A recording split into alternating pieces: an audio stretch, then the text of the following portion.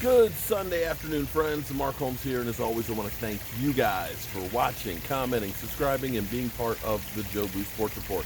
Without you guys, this literally does not work. And welcome to the afternoon feeding frenzy, where I come out to the fish pond and I feed the fish, and kind of gets frenzious, I guess. By now, hopefully you've heard the news, okay? We know that 9 days from now, all of the training camps are supposed to be open. Tomorrow, the Texans and the Kansas City Chiefs rookies report. Other teams throughout the week will start reporting. It's not reporting for practice. It's actually reporting to get your COVID test as well as your physical. Because there's basically going to be an isolation period, of course, between now and then before people will start playing. And they're still trying to figure out who is going to play, how they're going to play, and how they're going to keep everybody safe. Earlier today, basically, a hashtag was started, "We want to play." It's not a lack of players wanting to play the season. In fact, we all want to do something different than what we've been doing. Nobody wants to be stuck and forced at home. Nobody wants to be without their job. But we have to understand that we have to be able to figure out how we can do these things safely. I mean, it's like this. Football players want to play. You know they want to play because you always want to play, no matter what the risk. And believe me, every play that you're out on a football field, you are risking things. But when you're young and a football player, you don't think about the risk. Only thing you think about is stopping that carrier or getting that touchdown. That's the mentality that you have. That, you know, a cut, a bruise, broken bone, you forget all of that stuff. It's reckless abandon. But it's different when you're on the football field because it's just you that you're risking. It's you against them. Unfortunately, the coronavirus has shown it's not just you that you're putting on the line. It's you and everybody you come in contact with. So what normally just ends up happening on the football field with me, hey, I'm making a living for my family because I'm risking it. It's different when you start thinking that now that I'm on the field, it's not just me on the field. It's my wife. It's my kids. It's my mother, my father. It's everybody else that's on the field taking those risks as well. And this is where the NFL is basically saying, I'm sorry, I'm seeing the frog jumping around. The plants are kind of shaking. I hear the frog and stuff, but it's kind of funny. It's just kind of funny. I don't know what he's doing. He's up here croaking and all that. And the fish, of course, they're like, you know, it's feeding frenzy. You're supposed to be feeding us. I'll get to you guys. I'll get to you. Don't worry. I'll get to you. I'll get to you. Look, over here. Over here. Okay. It's different because now everybody's taking the risk with you. And that's where the NFL players sent a letter, created this hashtag to Roger Goodell saying, we want to play. But we want a plan and guidance from you. We want you guys to listen to experts that say what you can and can't do to keep us safe, to keep our family and our people safe. And the NFL is trying to develop something, but the reality is we've been dealing with this thing for months, and I don't know that the general public and the governments have figured out a way to keep it from going. Hence, we have outbreaks that are all over the country happening now. Okay, guys, they're bugging. They're bugging. They're photobombing. You know that, right? They're photobombing. Here you go, guys. Look, there's a taste. Get a taste. Get a taste. Look, they're thinking that it's right here. It's out there. They're all like, okay, we saw them drop something. Look. They're all right here. The food's floating away over there. Guys, look, listen. It's over there. I'm always getting photobombed. So,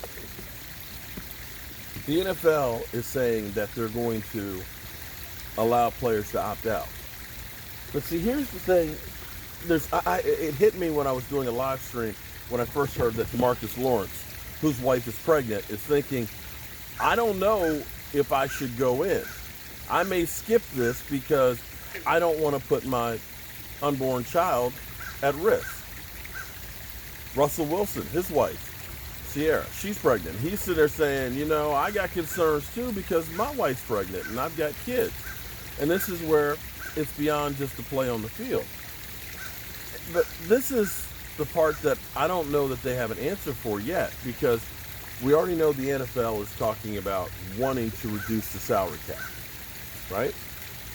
They're saying, okay, let's take $40 million off the salary cap for this year, make it a one-time occurrence, we're done with it. The NFLPA wants to say, let's just spread this out over the lifetime of the collective bargaining agreement. So they're working on that. But here's the question that I have. You have the option of sitting out. Okay, hypothetically, if we reduce the salary cap, right? Let's say they end up dropping to 160. Let's say D-Law decides, I can't risk it. Let's say Amari Cooper says, I can't risk it. Let's say that Tyron Smith says, I can't risk it. You're now talking about $55 million of salary that's tied up. A, do they get that salary? That's the first question. B, will that count as a year of their contract? Because here's the thing, with D-Law basically after 2 more years, this year and next year, you could technically let him go without having any pain. Do they get that year counted against their contract? 3, does the money that's spent on those guys sitting out count against the salary cap?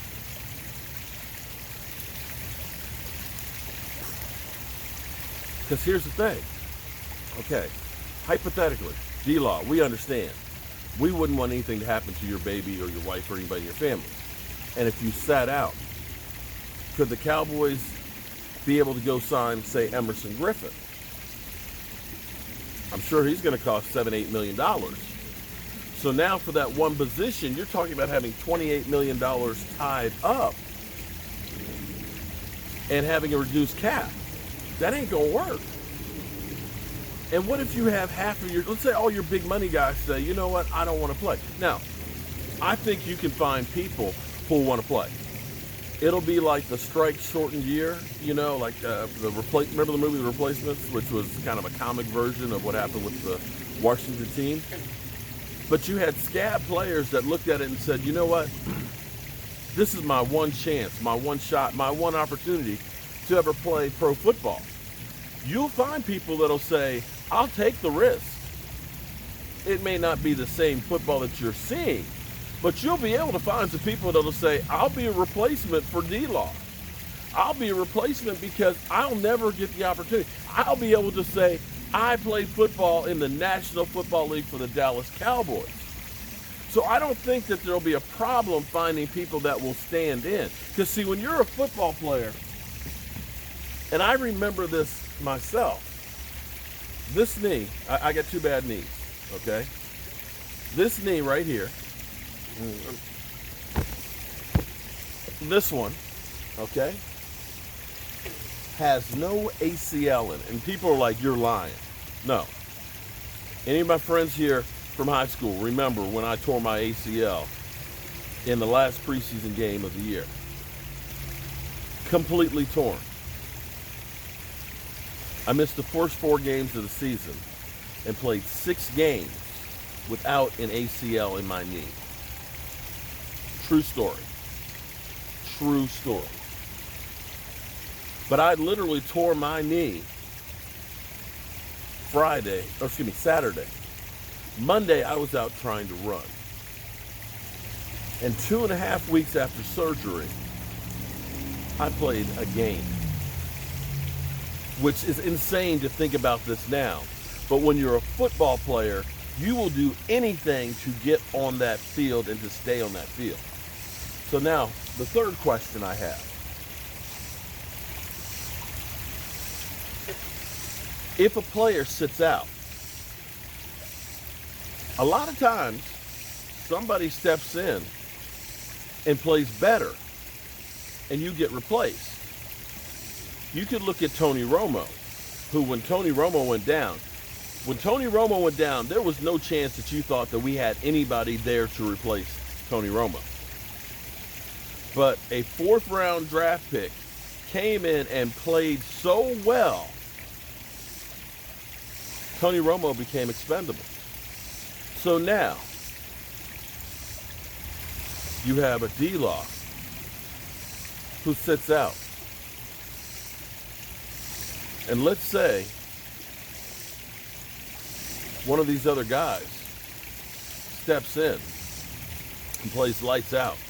All of a sudden, somebody that we didn't know, like Antoine Woods when he came in, was a fourth string guy, became a starter.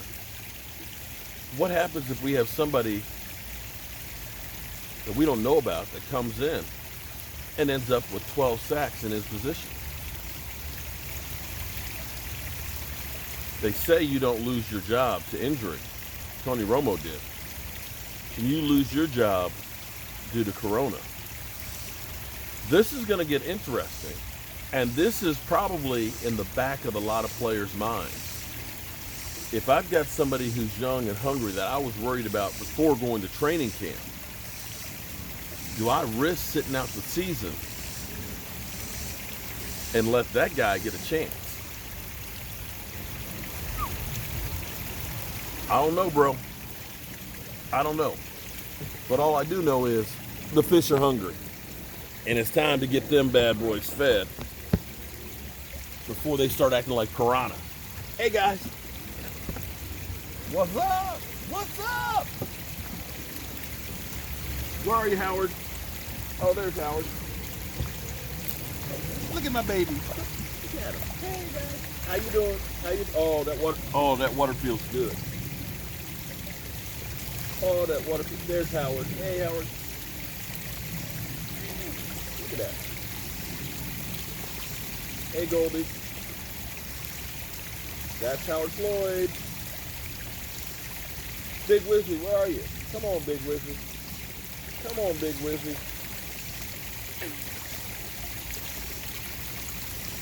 All right, let's get you some food.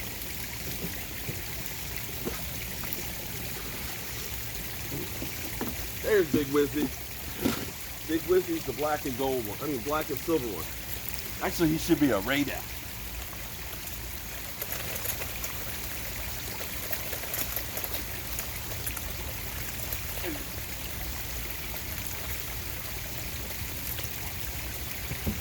I'm Mark Holmes, and well, I'll see you guys later. It's 101 out here today. I'm thinking about swimming with the fishies. See you soon.